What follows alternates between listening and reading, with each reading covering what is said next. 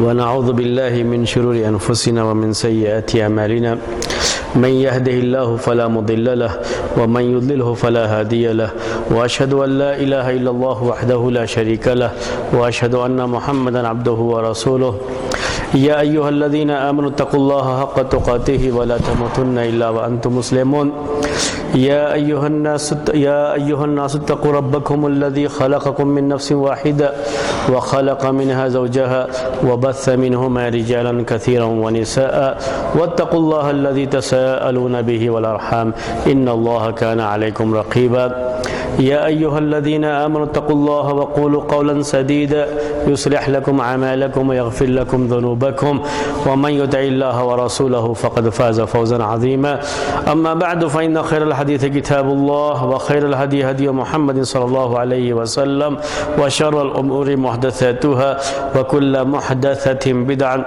وكل بدعة ضلالة وكل ضلالة في النار. محترم بھائیو، جیسا کہ پچھلے ہفتے آپ کے سامنے یہ بات آئی تھی کہ اصول حدیث کے تعلق سے جو اہم اور بنیادی باتیں تھیں اور جن کی ضرورت کوئی بھی حدیث کی کتاب پڑھتے ہوئے ہمیں ہوتی ہے، یہ معلومات آپ کے سامنے اصول حدیث میں آ چکی ہیں.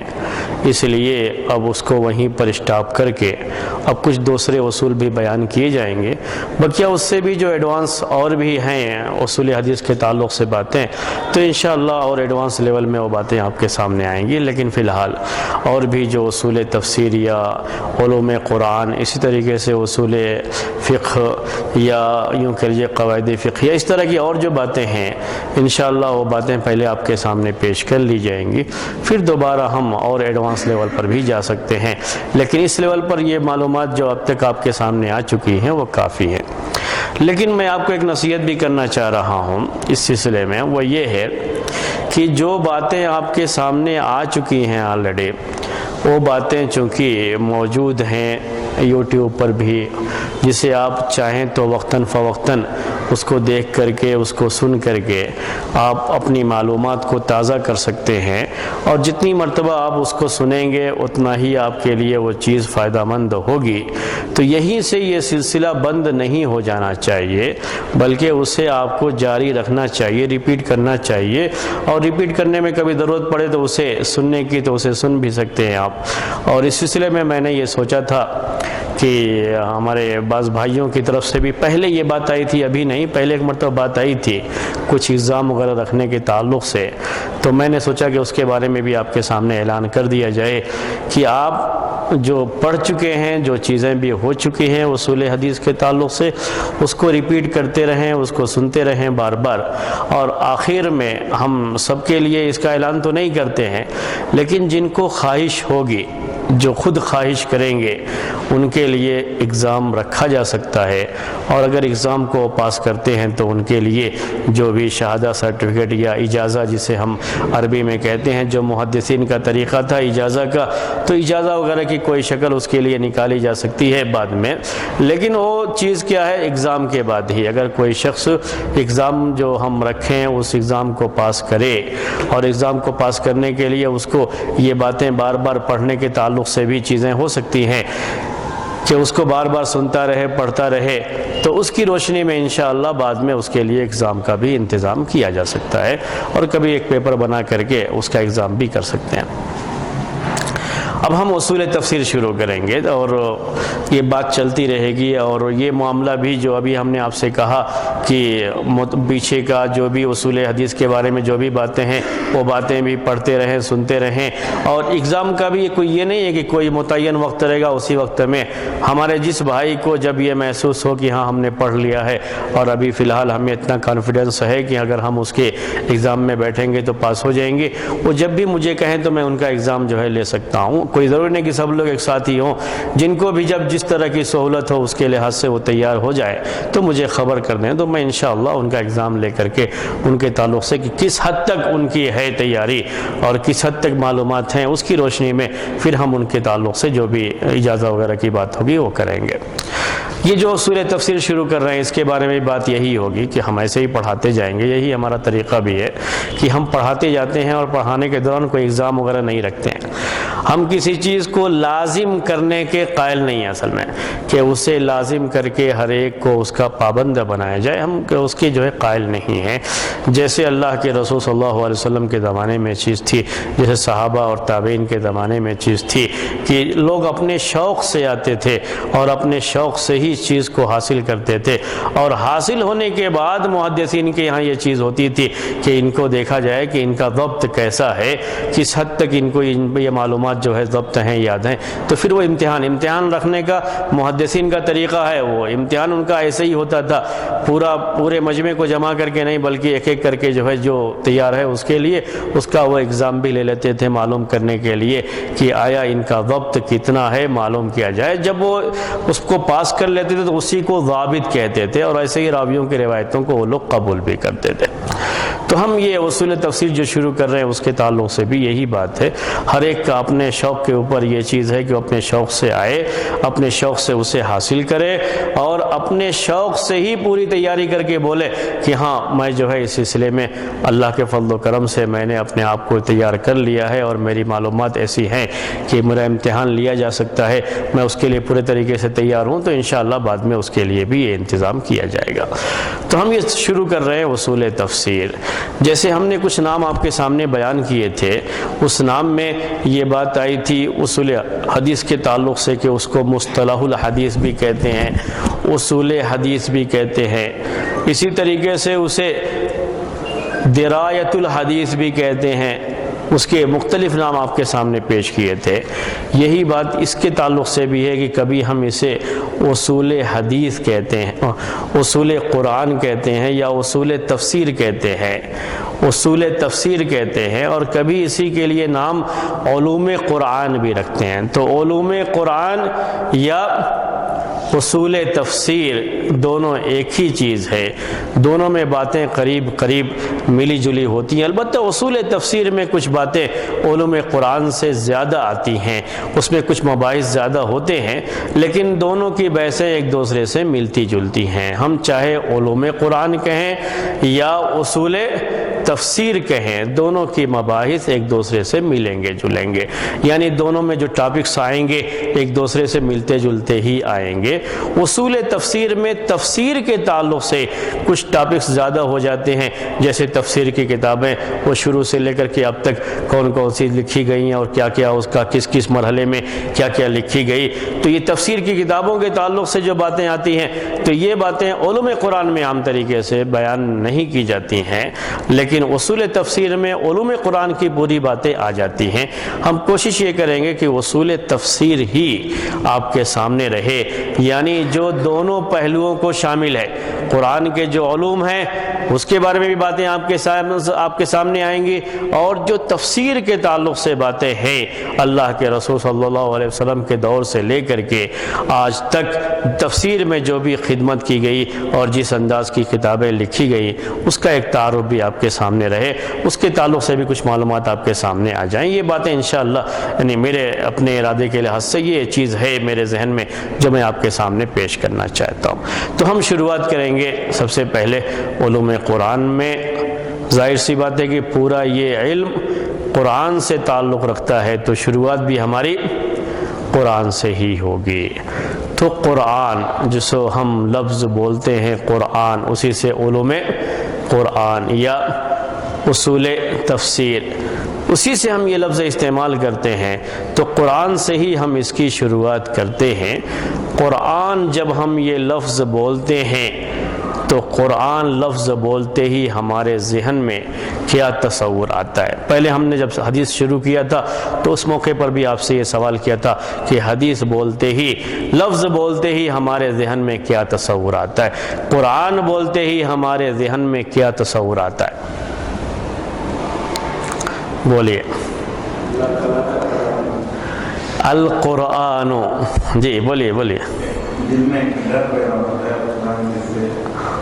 دل میں ایک ڈر کہ قرآن ایک یوں سمجھ لیجیے کہ ہم یوں کہہ سکتے ہیں جو آپ لفظ استعمال کر رہے ہیں اس کے لحاظ سے، جو ڈر کا لفظ استعمال کر رہے ہیں وہ، کیونکہ ڈر بھی اردو میں کئی طرح سے استعمال کیا جاتا ہے۔ ایک تو شیر کو دیکھ کر کے بھی لوگ ڈرتے ہیں، تو شیر اور سانپ کو دیکھ کر کے بھی ڈرنا ہوتا ہے، تو وہ ڈر یا وہ کیفیت بہرحال لفظ قرآن سن کر کے یا بول کر کے پیدا نہیں ہوتا ہے، بلکہ یہ ڈر اجلال والا جو ڈر کہا جاتا ہے، جو کہا جاتا ہے اللہ تعالیٰ کا خوف، تو وہ خوف کا لفظ جو استعمال کیا جاتا ہے اردو میں، جو ڈر کا لفظ ہے اس معنی میں نہیں ہوتا ہے، اس کو کہتے ہیں اجلال، خوف اجلال، خوف اجلال، کسی چیز کی بڑی عظمت کی وجہ سے، اس کی بڑی بزرگی کی وجہ سے اس کے جو ایک احترام دل میں آتا ہے، اکرام آتا ہے، اللہ تعالیٰ کی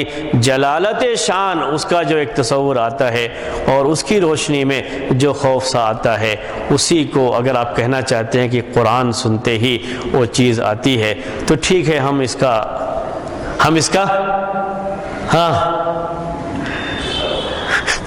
ہم اس کی تائید کرتے ہیں، ہم اس پر موافقت کرتے ہیں کہ واقعی معنی میں چونکہ قرآن یہ اللہ کا کلام ہے، کلام اللہ تعالیٰ کی صفت ہے، تو اللہ تعالیٰ کی ذات اور اس کی صفات کا اجلال، اس کا اکرام، اس کا احترام اور اس کی بزرگی، اس کے ہم چونکہ قائل ہیں، اس پر ہمارا ایمان ہے، اس لحاظ سے ہمارے ذہن اور دل میں تصور آنا چاہیے، چیز ہونی چاہیے، اور یہ آنا چاہیے، آتا ہے یہ، جی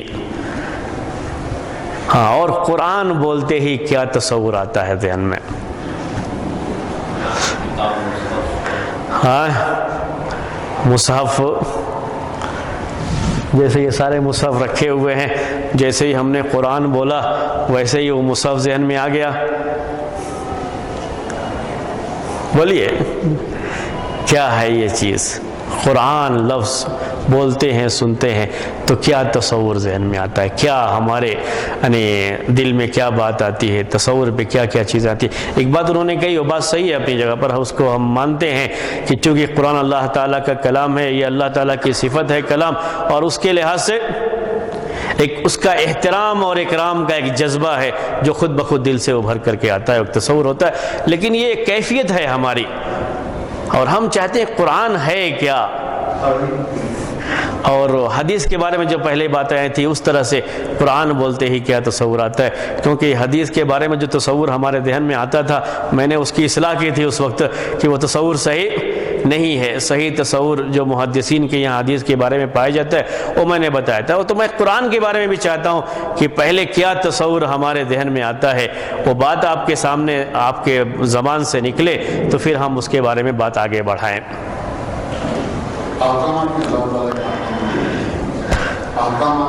جی، اللہ تعالیٰ کے احکام، اللہ تعالیٰ کے احکام، یعنی قرآن کا لفظ سنتے ہی، زبان سے بولتے ہی ہمارے ذہن میں ایک تصور آتا ہے کہ اللہ تعالیٰ کے احکام ہو۔ اس کو تھوڑا سا میں چینج کر کے، اگر ہمارے خان صاحب جو ہے ہمیں اجازت دیں تو تھوڑا سا میں بدل کر کے یہ کہنا چاہوں گا کہ اللہ تعالیٰ کا ایک پیغام جو احکام کی شکل میں بھی ہے اور عقائد کی شکل میں بھی ہے، اور پرانے زمانے کے جو پرانے انبیاء گزرے ہوئے ہیں ان کے قصے بھی اس میں بیان کیے گئے ہیں، اس کی شکل میں بھی ہے، اور آخرت اور قبروں سے اٹھائے جانے کے بعد کے جو معاملات ہیں، یعنی جنت اور جہنم، حساب و کتاب، جنت اور جہنم میں داخلے، یہ ساری چیزیں ہیں، اس کے اندر یہ پورا تصور آتا ہے۔ یہی کہنا چاہ رہے ہیں جی، قرآن کا لفظ سنتے ہی ہمارے ذہن میں یہ بات بھی آتی ہے کہ یہ اللہ تبارک و تعالیٰ کا ایک پیغام ہے، ایک وحی ہے، اللہ تعالیٰ کا ایک میسج ہے جو اللہ تعالیٰ نے اپنے رسولوں کے ذریعے سے اپنے دوسرے بندوں تک پہنچایا ہے۔ جی، یہ بھی صحیح ہے، ایک پہلے اکرام اجلال کا اس کا ایک تصور آتا تھا، دوسرے یہ ہے کہ اللہ تبارک و تعالیٰ کا یہ ایک پیغام ہے جو اللہ تعالیٰ نے اپنے بندوں کے نام سے بھیجا ہے دنیا میں۔ اور بولیے جی، کلام ہو گیا، ہو کلام اسی کو کہتے ہیں، کلام اللہ تعالیٰ کا یہ کلام ہے، یعنی اللہ تعالیٰ کی صفت ہے کلام، اور یہ اللہ تعالیٰ کا کلام ہے، اور کوئی چیز نہیں، اللہ تعالیٰ کا یہ کلام ہے۔ اور بولیے جی، وہ رسالہ میسج میں وہ سب آ گیا ہو، اللہ تعالیٰ کے جو بھی توحید کے احکام ہو یا حلال اور حرام کے احکام ہو، آخرت کا بیان ہو، پرانے زمانے کے جو قصے ہیں، جو انبیاء کے واقعات ہیں اس کو بیان کرنا ہو، وہ ساری چیزیں اس کے اندر آ گئی ہیں۔ اور بولیے اور کیا چیز ہے؟ قرآن بولنے کے ساتھ ہی جو ہمارے ذہن میں ابھی کچھ اور چیزیں رہ گئی، میں چاہتا ہوں کہ وہ جی، وہ جو انہوں نے وہ بات کہی تھی عزت اور عظمت والی بات، وہ اجلال میں یعنی خوف اجلال، اس کے اندر وہ ساری چیزیں آ گئی، وہ سارا تصور آ گیا کہ وہ ایک ہمارے لیے ایک بڑی عظیم اور بڑے اونچے مقام کی کتاب ہے یہ قرآن، وہ سارا میسج میں سب آ گیا ہوا ہے رسالہ۔ جی وہی ہے رسالہ، وہ زندگی کے تمام معاملات میں نے آپ کو کہا، چاہے وہ عقائد سے تعلق رکھتے ہوں، چاہے حلال حرام سے تعلق رکھتے ہوں، چاہے زندگی کے کسی بھی میدان اور شعبے سے تعلق رکھتے ہوں، وہ ساری چیزیں اللہ تبارک و تعالیٰ نے اپنے سارے احکام اپنے بندوں تک قرآن کی شکل میں ہم کو بھیجا ہے، جو صرف اکیلا ہی میسج نہیں بلکہ جب تک اس کے ساتھ اللہ کے رسول صلی اللہ علیہ وسلم کی تفسیر حدیث کی شکل میں اس کے ساتھ جوڑ نہ دیا، تب تک وہ مکمل طریقے سے ہمارے لیے رہنمائی نہیں کرتا ہے۔ جی اور بولیے اس کے علاوہ الفرقان، قرآن کے ایک ناموں میں سے ایک نام کیا ہے؟ الفرقان، وہ حق اور باطل کے درمیان فرق کرنے والا ہے۔ جی اور بولیے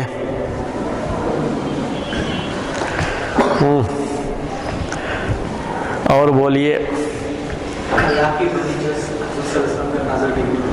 اللہ، جی ہاں، اللہ تعالیٰ کی طرف سے یہ وحی ہے، اللہ تعالیٰ کی طرف سے وحی ہے، جس وحی کو جبرائیل علیہ السلام کے واسطے سے اللہ کے رسول صلی اللہ علیہ وسلم تک پہنچایا گیا ہے۔ جی اور بولیے ذکر ہے، قرآن کے ناموں میں سے ایک نام کیا ہے؟ ذکر ہے۔ جی اور بولیے ہاں تلاوت، اسے وحی مطلوبی کہا جاتا ہے، وحی مطلوبی کہتے ہیں، یعنی ایسی وحی جس کی تلاوت کی جاتی ہے۔ اور بولیے ہاں علم ہے،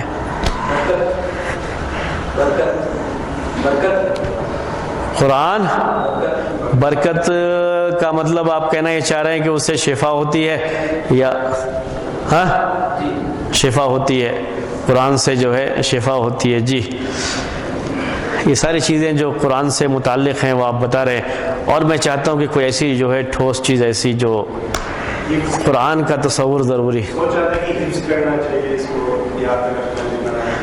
قرآن کو یاد رکھنا چاہیے۔ جی اور چاہیے کیا وہ چھوڑیے اس کو، فی الحال جو ہے فی الحال ہم جو ہے قرآن کا لفظ سنتے ہی کیا تصور ہمارے ذہن میں آتا ہے؟ آخری آسمانی کتاب، اس میں سے ایک چیز یہ بھی ہے کہ یہ آخری آسمانی کتاب ہے، یعنی قرآن ایسا مسئلہ نہیں ہے کہ قرآن ہی پہلی کتاب اللہ تبارک و تعالیٰ کی ہے، بلکہ یہ اللہ تبارک و تعالیٰ کی طرف سے بندوں کی ہدایت کے لیے جو بھی احکام آئے ہیں، جو بھی ہدایتیں آئی ہیں، جو بھی پیغام آیا ہے، یہ اللہ تبارک و تعالیٰ کی طرف سے آخری پیغام ہے، آخری کتاب ہدایت، محفوظ، جسے محفوظ رکھا گیا ہے۔ اللہ تبارک و تعالیٰ نے جس کی حفاظت کی ذمہ داری لی ہے، تو قرآن جس طرح سے نازل کیا گیا ویسے ہی آج بھی دنیا میں موجود ہے اور قیامت تک باقی رہے گا۔ یہ قرآن کے تعلق سے معلومات ہیں جو ضروری ہیں کہ قرآن کا لفظ سنتے ہی یہ تصورات ذہن میں آ جانے چاہیے، کیونکہ ایک دوسری آسمانی کتابوں کے ساتھ یہ چیز نہیں تھی، اللہ تبارک و تعالیٰ نے اس کی حفاظت کی ذمہ داری نہیں لی تھی، قرآن کی حفاظت کی ذمہ داری خود اللہ تبارک و تعالیٰ نے لی اور اسے محفوظ رکھا ہے۔ جی اور بولیے جو قرآن ہمارے پاس موجود ہے یہ وہی قرآن ہے جو اللہ کے رسول صلی اللہ علیہ وسلم پر نازل کیا گیا، اس میں ایک حرف کی بھی کہیں کوئی تبدیلی نہیں ہے۔ جی بولیے، ابھی بہت کچھ ہے، ابھی بار بار پڑھی جاتی ہے۔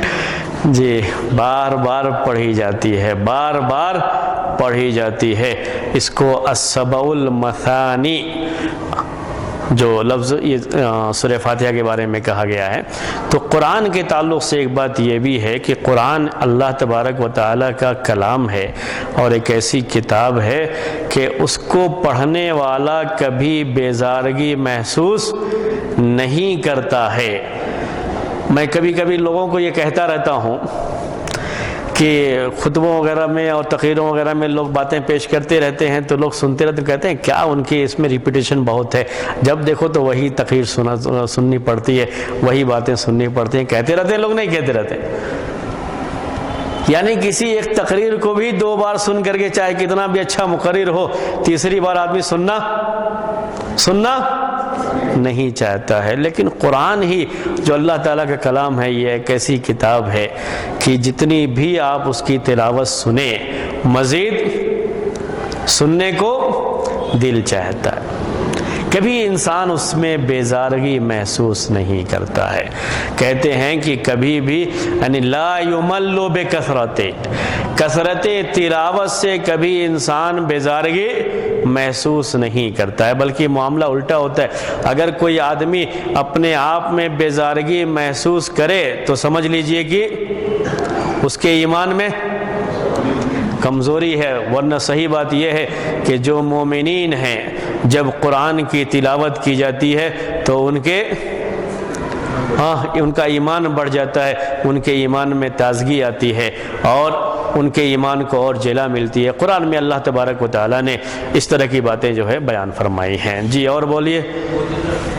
قرآن ایک معجزہ ہے، قرآن ایک معجزہ ہے۔ قرآن اللہ تبارک و تعالیٰ کی طرف سے اللہ کے رسول صلی اللہ علیہ وسلم کی رسالت کے لیے ایک معجزہ تھا۔ بہت سارے انبیاء کو معجزے جو دیے گئے تو وہ حصی معجزے کہلاتے تھے۔ اس سے پہلے انبیاء کی بحث میں میں نے آپ کو یہ بات بتائی تھی ایمان بالرسول کے تعلق سے کہ ان کو جو معجزے دیے گئے تھے وہ حصی تھے۔ حصی کا مطلب ہے کہ وہ سامنے نظر آنے والی چیز ہوتی ہے اور آدمی دیکھتا ہے اپنی آنکھ سے، جیسے لاٹھی کا سانپ بن جانا ہے، کسی بھی مردے کو زندہ کر دینا ہے، تو یہ سامنے نظر آنے والی چیز ہوتی تھی۔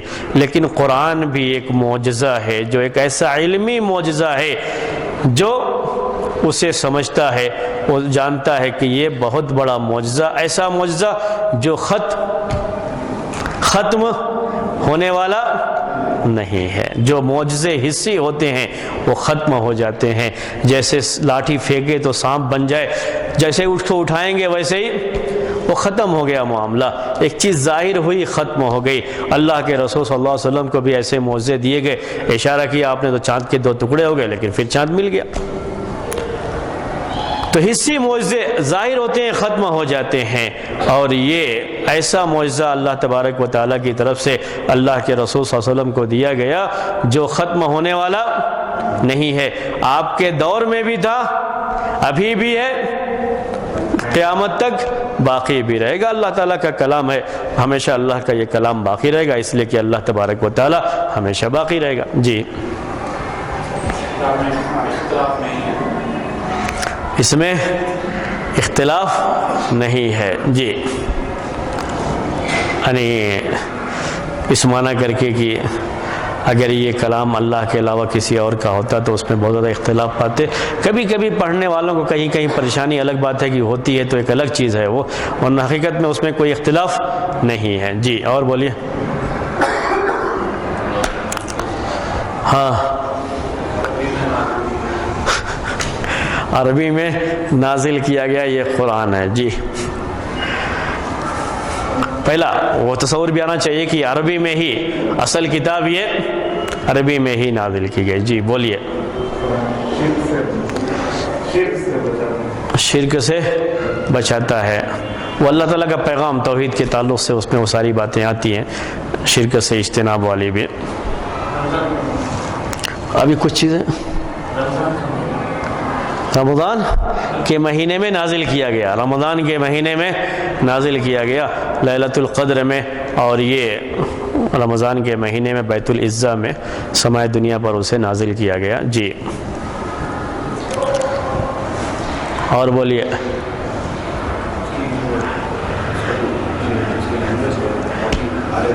جی ہاں، وہی معجزہ جو ہے اس کا، جو قرآن کا معجزہ ہے وہ 3 لحاظ سے کہا جاتا ہے کہ جو ہے معجزہ ہے۔ ہم چاہیں تو اور بھی اس کے وہ بیان کر سکتے ہیں۔ ایک تو اس کی زبان کی جو فصاحت و بلاغت ہے وہ اتنے اعلیٰ پیمانے کی ہے کہ وہ اپنے آپ میں ایک معجزہ ہے کہ بار بار چیلنج کرنے کے باوجود، پہلے تو قرآن جیسا کوئی قرآن پیش کرنے کا چیلنج کیا گیا لیکن عرب لوگ پیش نہیں کر سکے، اس کے بعد قرآن جیسی 10 سورتیں پیش کرنے کا چیلنج کیا گیا تو وہ پیش نہیں کر سکے، کوئی ایک سورہ بھی پیش کرنے کا چیلنج کیا گیا، چھوٹی سے چھوٹی سورہ بھی، تو اس کو بھی پیش نہیں کر سکے۔ یہ ایک معجزہ ہے، وہ معجزہ ہونے کی وجہ سے وہ ایسا نہیں کر سکے۔ اور ایک اس کا علمی معجزہ بھی ہے۔ علمی معجزہ یہ ہوتا ہے کہ قرآن میں ایسی بہت سی چیزیں بیان کی گئی ہیں جو اس زمانے کے لوگ جانتے بھی نہیں تھے، اور زمانے کے گزرنے کے ساتھ ساتھ یہ علمی یعنی سائنسی یہ چیزیں ظاہر ہوتی گئی بعد میں، اور لوگوں کو معلوم ہوا۔ یہ خود آپس میں اپنے آپ میں ایک معجزہ ہے قرآن کا۔ اور قرآن کا ایک تیسرا معجزہ بھی ہے، وہ معجزہ ہے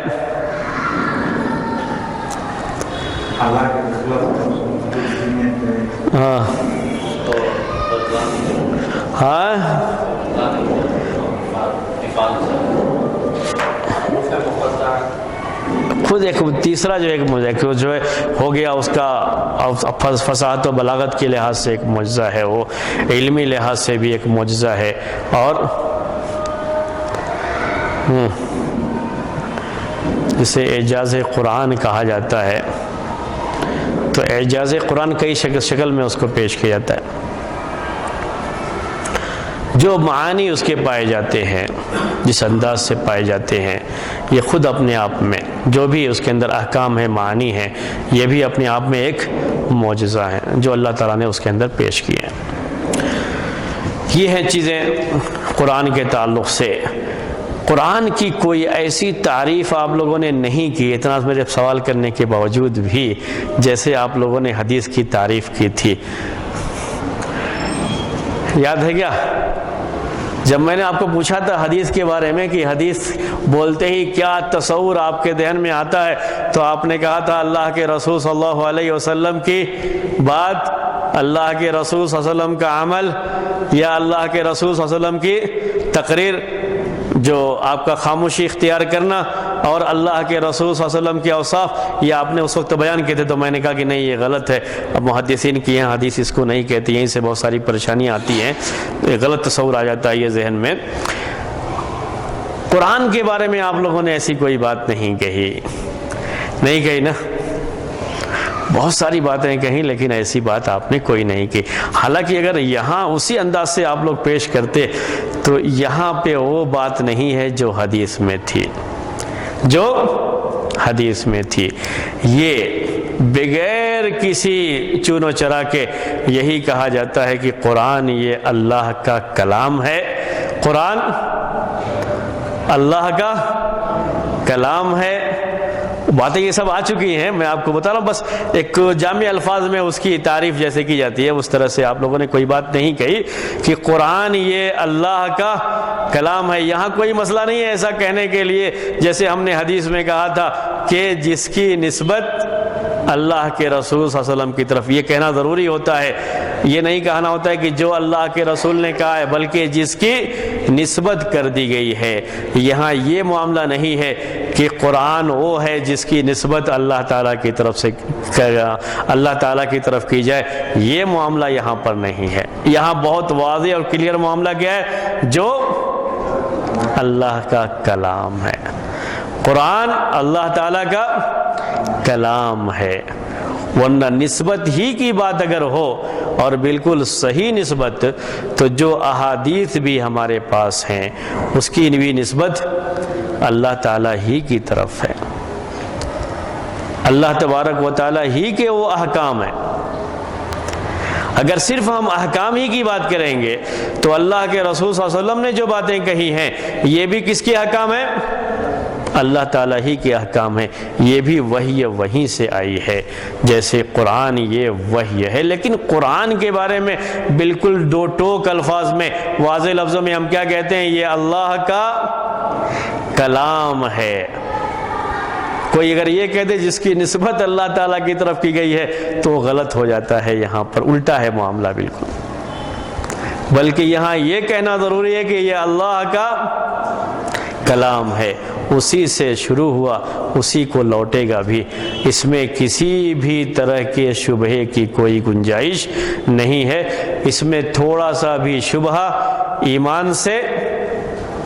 ایمان سے خارج کر دیتا ہے۔ یہ اللہ کا کلام ہے، ایمان اس سے خطرے میں پڑ جاتا ہے۔ اگر ہم وہ لفظ نبی استعمال کریں تو ایمان خطرے میں پڑ جاتا ہے اگر اس میں تھوڑا سا شبہ ہو جائے۔ یہ اللہ تعالیٰ کا کلام ہے۔ اس کے بعد القرآن کلام اللہ المتعبد بتلاوتہ، جس کی تلاوت عبادت ہے۔ یہ عبادت سے مراد وہ عبادت نہیں ہے کہ جو ہم کام کرتے ہیں اس پر ہم کو اس کا اجر ملتا ہے، وہ عبادت جو بہت عام لفظ میں بولی جاتی ہے عبادت وہ نہیں ہے، بلکہ اس سے مراد یہ ہے کہ قرآن کی تلاوت عبادت میں کی جاتی ہے۔ قرآن نماز پڑھتے ہیں تو نماز میں قرآن کی تلاوت، اللہ تعالیٰ کا یہ وہ کلام ہے جس کی تلاوت کی جاتی ہے، المتعبد بتلاوتہ۔ اس کے بعد یہ قرآن کا یہ جو ہے وہ تعریف اللہ کا کلام ہے، المتعبد بتلاوتہ، المنقول الینا بالتواتر، المنقول الینا بالتواتر، جو ہم تک نقل کیا گیا ہے، ہم تک پہنچا ہے، بولیے تواتر کے ساتھ، اس میں شک و شبہ کی کوئی گنجائش نہیں ہوتی۔ اللہ کے رسول صلی اللہ علیہ وسلم کے زمانے سے لے کر کے آج تک یہ ہم تک پہنچا ہے تواتر کے ساتھ۔ اور بولیے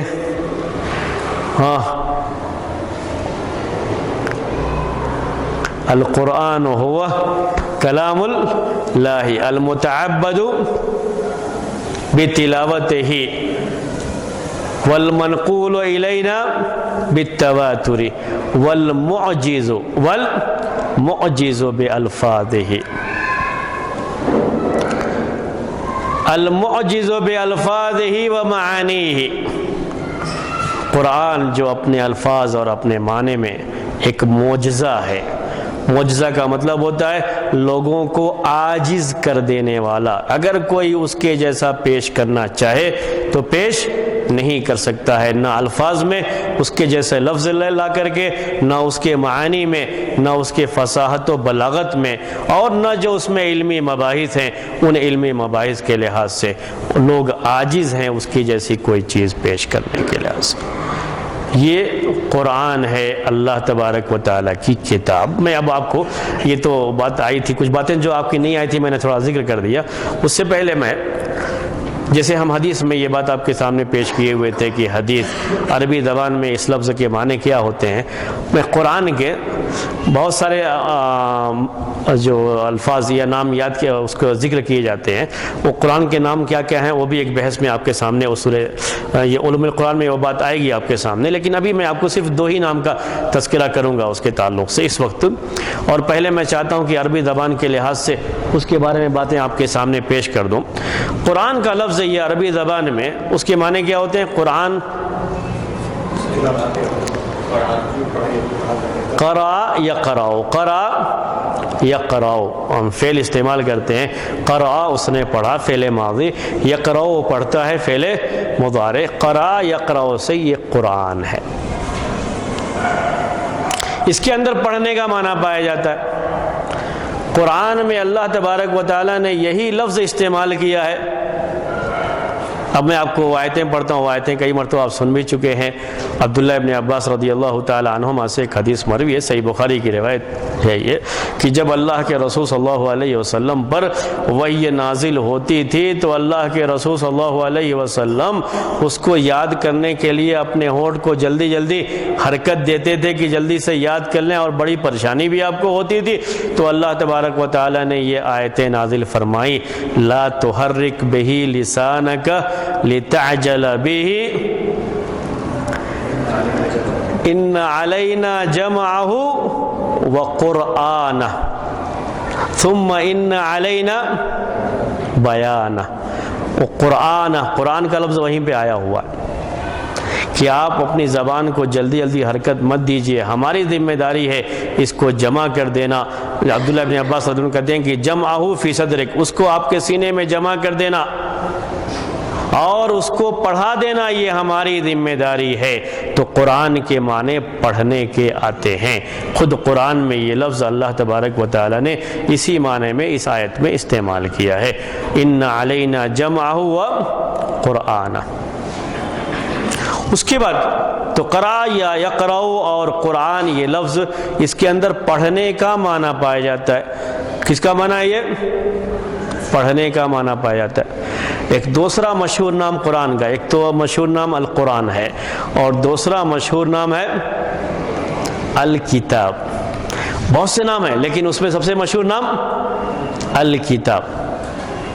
بالکل شروع جب کرتے ہیں قرآن تبھی آپ کو آتا ہے سورہ فاتحہ، وہ تو پورا خلاصہ ہے پورے قرآن کا۔ اس کے بعد سورہ بقرہ سے شروعات ہوتی ہے، تو شروع میں قرآن کا تعارف کراتے ہوئے کہا اللہ تعالیٰ نے ذالک الکتاب، الکتاب۔ یہ دوسرا مشہور نام ہے قرآن کا، یہ دو نام ہی اصل ہیں، القرآن اور الکتاب۔ اور بھی دوسرے نام ہیں، میں نے کہا کہ سارے ناموں کی ایک فہرست آپ کے سامنے بعد میں آئے گی جب تفصیلات اور آئیں گی، لیکن الکتاب القرآن میں شروع میں آپ کے سامنے یہ دونوں لفظ اس لیے شرح کر رہا ہوں کہ اس کے ذریعے سے مجھے ایک دوسری چیز بتانی ہے آپ کو۔ تو الکتاب میں معنی کیا ہے عربی زبان کے لحاظ سے؟ کتب یکتب، کتب لکھا، یکتب لکھتا ہے، فعل ماضی مضارع، اسی سے یہ کتاب، کتاب اس کے اندر لکھنے کا معنی پایا جاتا ہے۔ قرآن اس کے اندر پڑھنے کا معنی پایا جاتا ہے، کتاب اس کے اندر لکھنے کا معنی پایا جاتا ہے۔ ویسے کتبہ کے معنی عربی زبان، اصل میں عربی زبان میں اس کے جمع کرنے کے معنی میں آتا ہے، یعنی کتبہ کا اصل معنی جو عربی میں ہوتا ہے ملانا، جمع کرنا، ایک جگہ اکٹھا کرنا، کلیکٹ کرنا جو ہوتا ہے، وہ اصل اس کے معنی عربی زبان میں ہوتے ہیں۔ اسی سے کتیبتن کہتے ہیں عربی زبان میں لشکر کو جو ایک ساتھ اکٹھا ہوتے ہیں تو ان کو کتیبتن کہا جاتا ہے۔ تو کتبہ کے معنی اصل جو ہم لکھنا کہتے ہیں اردو میں، اصل وہ معنی نہیں ہوتے عربی زبان میں۔ وہ لکھنے کو بھی کتبہ اس لیے کہا جاتا ہے کہ اس میں حروف کو اکٹھا کر دیا جاتا ہے، جمع کر دیا جاتا ہے، تو اسے عربی میں کتبہ کہا جاتا ہے۔ تو کتبہ میں اصل معنی جمع کرنے ہی کے ہوتے ہیں، اکٹھا کرنے ہی کے ہوتے ہیں۔ تو کتاب کہا گیا ہے اس کو، الکتاب اس کا دوسرا مشہور نام ہے الکتاب، اس کے اندر لکھنے کا معنی پایا جاتا ہے۔ القرآن ہے، اس کے اندر پڑھنے کا معنی پایا جاتا ہے۔ لوگوں نے یہ بات لکھی ہے دونوں کے تو ساتھ میں رکھ کر کے کہ اسے قرآن بھی کہا گیا ہے اور اسے الکتاب بھی کہا گیا، القرآن بھی ہے، الکتاب بھی ہے، جس میں اللہ تبارک و تعالی نے یہ اشارہ کر دیا شروع ہی میں کہ یہ قرآن، یہ کتاب، اسے پڑھا بھی جائے گا اور اسے لکھا بھی جائے گا، یعنی اس کو پڑھنا بھی ہے اور اس کو لکھنا بھی ہے۔ اور یہ چیز بھی آپ جانتے ہیں کہ جو پہلے آسمانی کتابیں نازل کی گئی، سب کی تفصیلات تو ہمارے پاس نہیں ہیں، لیکن بعض کتابوں کے تعلق سے یہ بات ہے کہ وہ لکھی لکھائی تختیاں لا کر کے موسیٰ علیہ السلام کو دے دی گئی۔ وہ کتاب جو لکھ کر کے آئی وہ محفوظ نہیں رہ سکی۔ کبھی کبھی بعض لوگ لکھنے کو بڑا اہم تصور کرتے ہیں کہ لکھنے سے چیز بالکل محفوظ ہو جاتی ہے، اور اس میں تبدیلی اور گھٹانے بڑھانے کا کوئی تصور نہیں کیا جا سکتا۔ بعض مرتبہ لوگ اس طرح کی بات کرتے رہتے ہیں کہ وہ چیز جو لکھی ہوئی نہیں تھی اس کا کیا اعتبار کیا جائے۔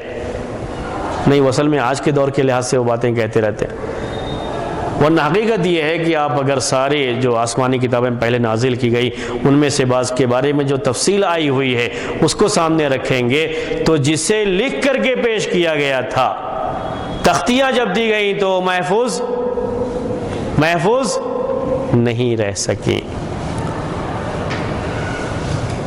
اس کے مقابلے میں قرآن کو اللہ تبارک و تعالیٰ نے جب نازل فرمایا تو پہلے یہ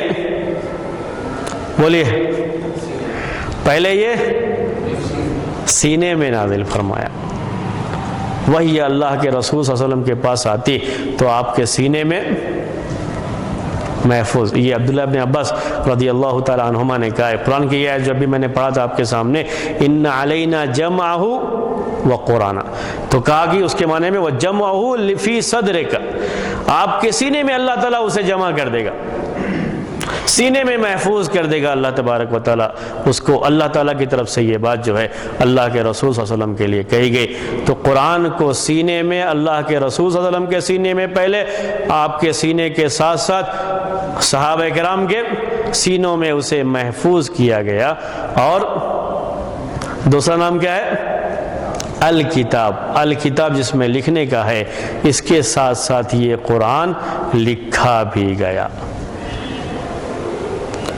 قرآن کے تعلق سے شروع سے ہی یہ بات رہی کہ قرآن کی جو آیتیں نازل ہوتی تھی اس کو پڑھا بھی جاتا تھا اور اس کو لکھا بھی جاتا تھا۔ دونوں طریقے سے اسے رکھا گیا ہے، دونوں طرح سے اسے محفوظ کیا گیا ہے۔ یہ قرآن کی حفاظت کی جو ذمہ داری اللہ تبارک و تعالیٰ نے لے رکھی ہے تو اس کا انتظام اس طریقے سے کیا کہ دونوں طریقے سے کوئی بھی شخص چاہے قرآن کا کتنا بڑا حافظ کیوں نہ ہو، یاد رکھ لیجئے گا، کتنا بڑا حافظ کیوں نہ ہو، جب تک اس کا حفظ یہ جو مصحف موجود ہے اس کے مطابق نہ ہو اس کو صحیح نہیں مانا جاتا۔ دنیا کا کوئی بھی پرنٹنگ پریس کتنا اچھا ہی کیوں نہ ہو، لیکن اس پریس میں پرنٹ ہوا قرآن جب تک لوگوں کے حافظے سے میل نہیں کھاتا ہے اسے صحیح نہیں مانا جاتا۔ دونوں یاد رکھ لیجئے گا یہ، اس لیے کیا کہا جاتا ہے اسے؟ القرآن بھی ہے اور الکتاب بھی ہے، دونوں ہے۔ یہ صرف پرنٹ سے بھی کوئی چیز محفوظ نہیں رہ سکتی، اس میں غلطیاں ہو سکتی ہیں، اس میں کمی بیشی کی جا سکتی ہے، ایسے ہی صرف حفظ سینے میں ہو تب بھی یہ مسئلہ رہتا ہے۔ سینے کا حفظ اس وقت قابل اعتبار ہے جب وہ کس سے موافقت رکھے؟ جو پرنٹ ہے، اور یہ پرنٹ بھی اسی وقت قابل قبول ہے جب یہ جو سینوں میں قرآن شروع سے ہی محفوظ ہوتا چلا آ رہا ہے اس کے ساتھ موافق ہو، تبھی جا کر کے اسے مانا جائے گا، ورنہ اسے تسلیم نہیں کیا جائے گا۔ کوئی کہے نہیں میں نے ایسا یاد کیا ہے، ایسا ہی شروع سے چلا آ رہا ہے، تو ویسے وہ بات مانی نہیں جائے گی۔ اب تک بھی ہے، یہ پہلے بھی تھا، ابھی بھی ہے، اور قیامت تک ایسے ہی رہے گا۔ کوئی لاکھ کہہ دے نہیں، پوری سند بیان کر دے کہ مجھے فلاں نے پڑھایا، ان کو فلاں نے پڑھایا، ان کو فلاں نے پڑھایا، اور ایسے ہی ہمارے سینے جو ہے چلا آ رہا ہے اللہ کے رسول صلی اللہ علیہ وسلم کے زمانے سے، اور یہ ایسے ہی ہے قرآن، کوئی لاکھ کہہ دے اسے تسلیم نہیں کیا جائے گا جب تک وہ اس لکھے ہوئے مصحف کے موافق نہ ہو جائے۔ کوئی دعویٰ کر کے اس میں اپنی بات کو نہیں منوا سکتا۔ یہ ہے قرآن، تو اس کے دونوں نام ہیں، القرآن بھی اور الکتاب بھی۔ ان دونوں ناموں کی بڑی اہمیت ہے اور دونوں کا آپس میں بڑا گہرا تعلق ہے، اس کو ہمیں ہمیشہ ذہن میں رکھنا چاہیے۔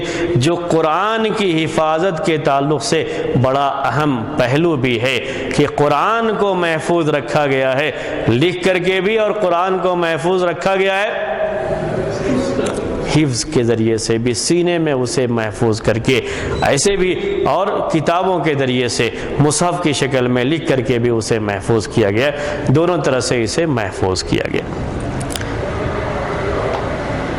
قرآن کو محفوظ رکھا گیا ہے ایک تیسری شکل میں بھی. وہ تیسری شکل ہے اس کی زبان کی حفاظت.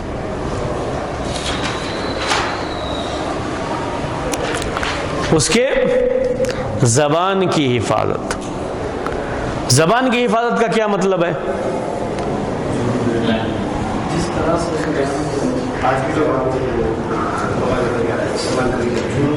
جو زبان اس زمانے میں قرآن میں استعمال کی گئی، آپ کو تعجب ہوگا کہ جس طرح سے اسے لکھا گیا، جو اس کا رسم الخط کہلاتا ہے، یعنی ہینڈ رائٹنگ، آج بھی قرآن کو اسی شکل میں محفوظ رکھا گیا ہے،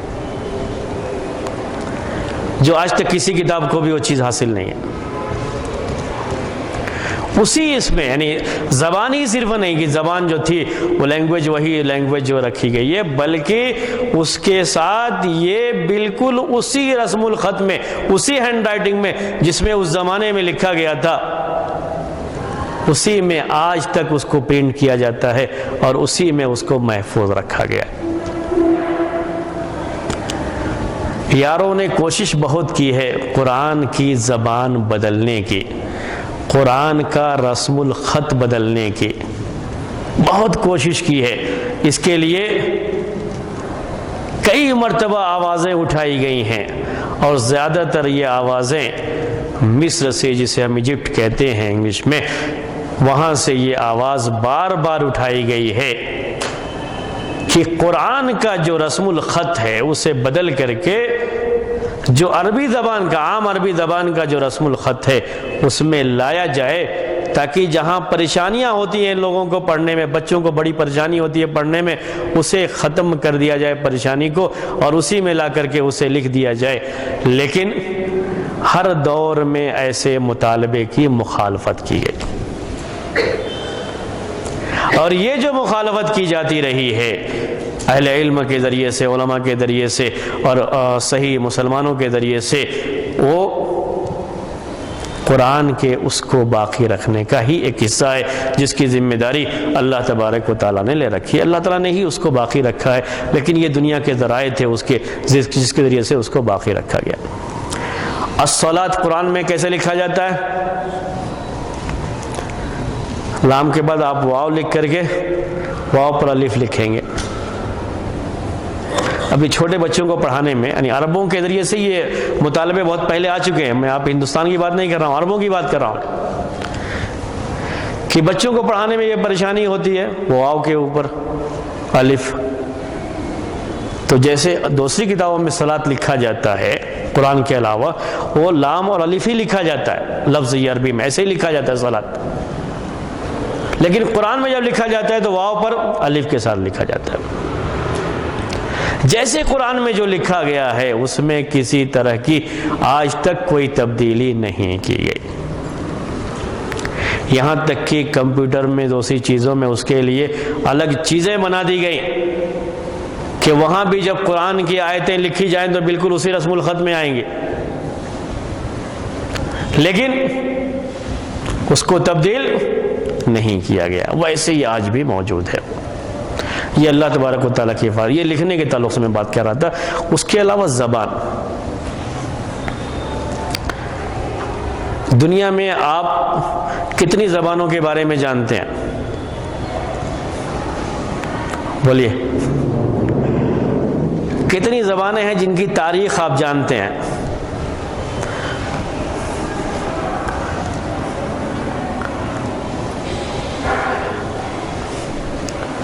نہیں معلوم ہے. چلیے، میں آپ کو کچھ نہیں معلوم ہے اس میں کہ کسی زبان کے تعلق سے، تو میں آپ کو ایک زبان پیش کرتا ہوں. اردو لے لیجئے. اردو ہم سب جانتے ہیں. اردو کی تاریخ کیا ہے؟ آج کے 50 سال پہلے جو اردو ہندوستان میں بولی جاتی تھی، کیا آج وہ اردو بولی جاتی ہے؟ میں اسی کو تاریخ بول رہا تھا آپ کو. کوئی ابوالکلام آزاد نے اپنے دور میں جو کتاب لکھی ہے اردو میں، آج اسے لوگ پڑھنا سمجھنا لوگوں کے بس کی بات نہیں ہے. آج یہ اردو اتنی تبدیل ہو چکی ہے. ان کے جو دور میں جو اردو استعمال ہوتی تھی ہندوستان میں، اس میں زیادہ تر فارسی اور عربی کے الفاظ ہوتے تھے، تو وہ زبان فارسی اور عربی جاننے والوں کے لیے تو آسان ہے، وہ سمجھ سکتے ہیں، لیکن جو انگلش بیک گراؤنڈ کے ہیں اسے نہیں سمجھ سکتے۔ جتنی کثرت سے اس زمانے میں فارسی اور عربی کے الفاظ استعمال ہوئے، آج اتنی ہی کثرت سے اردو زبان میں انگلش کے الفاظ استعمال ہو رہے ہیں۔ زبان بالکل بدلی ہوئی ہے پہلے کے مقابلے میں۔ 100 سال سے پہلے کا آدمی اگر آ کر کے آج اردو میں بات کرے گا تو اردو جاننے والے سمجھ نہیں سکتے اس کو۔ زبانوں کی یہ تاریخ ہوتی ہے، زبان حالات کے لحاظ سے، جگہ کے لحاظ سے بدلتی رہتی ہے، بڑی تبدیلیاں آتی ہیں اس میں، اور ایسے ہی نئی نئی زبانیں پیدا بھی ہوتی ہیں حالات کے لحاظ سے، لوگوں کے ملنے جلنے کے لحاظ سے، زبانیں جو ہے بدلتی بھی رہتی ہیں اسی لحاظ سے۔ میں اصل ایک چیز بھول گیا، اس لیے وہ باتیں جو شروع ہوئیں، تو کوئی بات نہیں، میں تھوڑا 5 منٹ اور جو ہے آپ کا وہ کرتا ہوں۔ عربی زبان ابھی بھی وہی ہے جو قرآن کے نازل ہونے کے وقت کی عربی زبان تھی، وہی ابھی بھی موجود ہے۔ میں نے آپ سے کہا تھا کہ اگرچہ کہ یہاں دشمنوں نے بڑی کوشش کی اس کو بدلنے کے لیے، اور سب سے زیادہ یہ کوشش کی گئی مصر میں، ایجپٹ میں، جہاں پر مستشرقین کی ایک بڑی جماعت، وہاں جامعہ مصریہ، یعنی مصر جو ہے یونیورسٹی کے لیے، ایجپٹ یونیورسٹی کہہ لیجئے، وہ ایک جامعہ کھول کر کے، یونیورسٹی کھول کر کے، اس میں پورے پڑھانے والے مستشرقین ہی ہوتے تھے۔ یورپ، فرانس وغیرہ، یعنی جو فرانس خود بھی یورپ کا ایک حصہ ہے، یعنی برطانیہ اور جو ہے فرانس وغیرہ کے جو لوگ ہوتے تھے وہ آ کر کے اس میں پڑھاتے تھے۔ انہوں نے بڑی کوشش کی عربی زبان بدلنے کی، اتنی بدلی مصر کی عربی زبان کی وہاں کے لوگ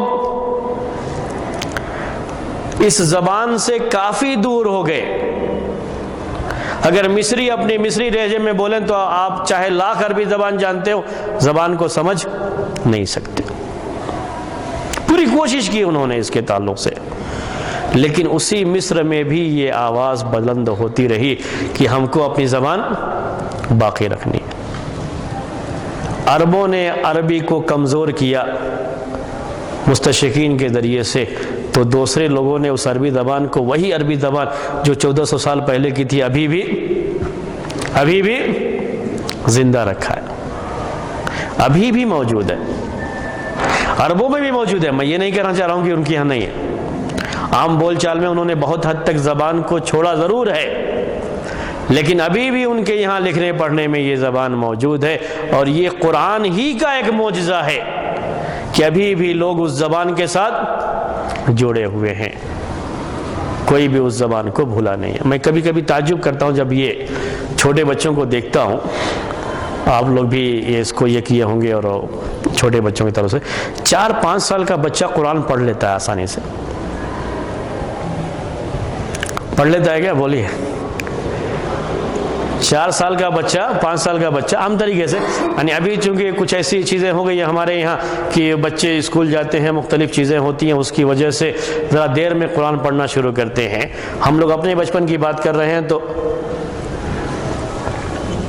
ہمارے دور میں بات یہ تھی کہ جب تک قرآن ختم نہیں کر لے گا تب تک اسکول نہیں جائے گا،